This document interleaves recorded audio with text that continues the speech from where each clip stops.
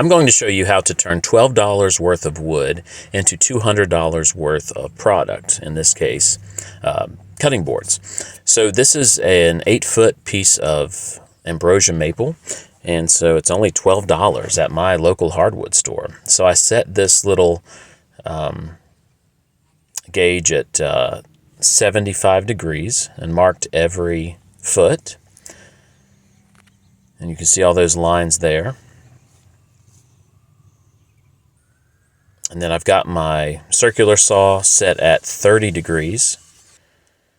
So that way, at least on one side, it's easy to pick up the cutting board. That doesn't have to be perfect. You know, miter saw wouldn't cut that wide of a piece of wood for me. So you can see that doesn't take very long. And I was able to get all this done in 45 minutes from start to finish.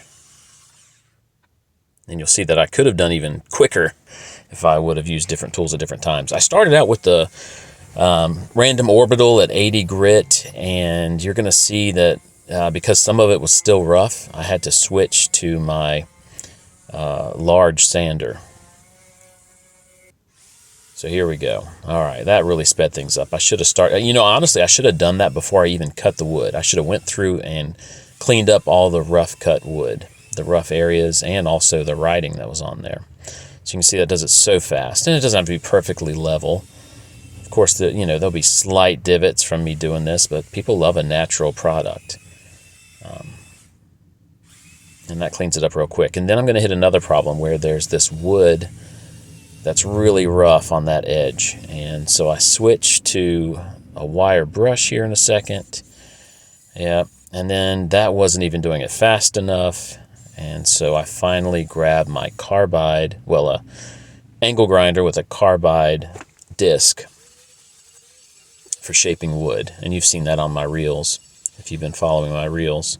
And that does it real quick. So again, that's something I should have done before even cutting them into these 1-foot sections. Now, after all that is done, then I can move back to my random orbital sander and go from 80 grit to, actually, I think I just skipped right to 100, since I already did a lot with that other sander at 80 grit. So now I'm at 100 grit, and then I move to 150, and then to 220. I've heard you don't want to jump more than 50%. So if you start at 100, adding 50% is 50.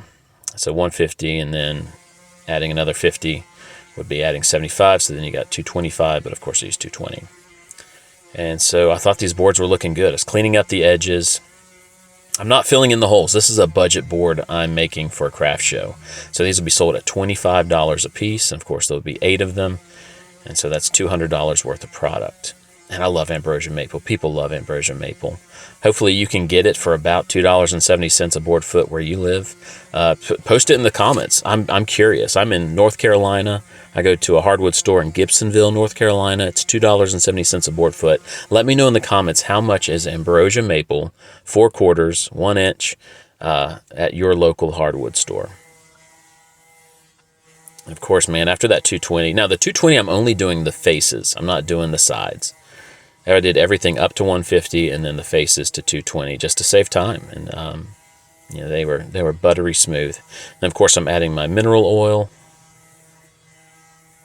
And that's just the best part of a project, when you can really see the wood grain.